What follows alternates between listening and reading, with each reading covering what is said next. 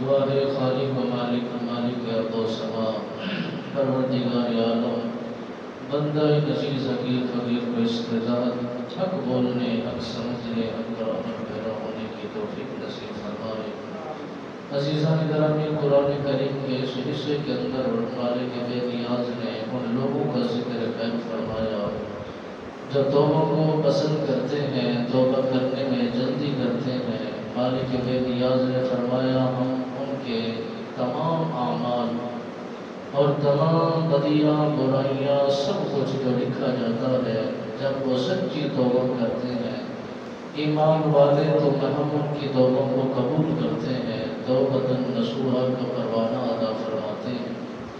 میرے آقا مولا صلی اللہ علیہ وبارک وسلم سرکار نے فرمایا سب سے بڑا گناہ کفر ہے جب انسان کفر کے اندر شامل ہو جائے اور کفر کرنے کی رغبت اختیار کر جائے یا کفر کرنے میں جلد اپنے آپ کو پیش رکھے۔ تمہارے کے بے نیاز نے فرمایا یہ سب سے بڑا یہ گناہ ہے۔ نبی رحمت فخر موجودات صلی اللہ علیہ وسلم سرکار نے فرمایا انسان اگر اسلام کا انکار کرے تو کافر ہو جاتا ہے، اگر خدا کا انکار کرے تو کافر ہو جاتا ہے، اس کے محبوب کا انکار کرے یا کسی نبی کا انکار کرے تو وہ انسان دائرہ اسلام سے خارج ہو جاتا ہے۔ مالک بے نیاز کی کتاب لائب بے عیب کتاب کا اگر انسان انکار کرے تو وہ کافر ہو جاتا ہے۔ اگر حق تعالیٰ کی بنائی ہوئی سب چیز جو اس نے بنا کر انسانوں کو دی ہے اور انسان کو کھانے پینے کے باوجود اس کی آخرت پر ایمان نہ رکھے، اس کا انکار کرے تو کافر ہو جاتا ہے۔ اور سب سے بڑا یہ کفر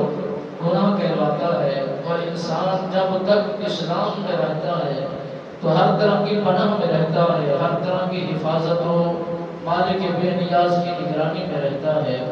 جب انسان کفر میں شامل ہو جائے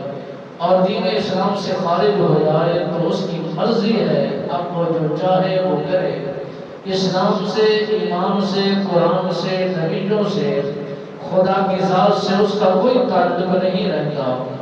جب یہ ساری چیزیں کرنے کے بعد انسان کہے کہ میں مسلمان ہوں، فطرتی طور پر اور میں عملی طور پر اسلام کے روح میں یا اسلام کے مسلمان کے کسی گھر میں رہ کر میں نے زندگی کو بسر کیا ہے اور ہر بات کا وہ انکار کرے اور اپنے آپ کو ایمان والا کہلائے،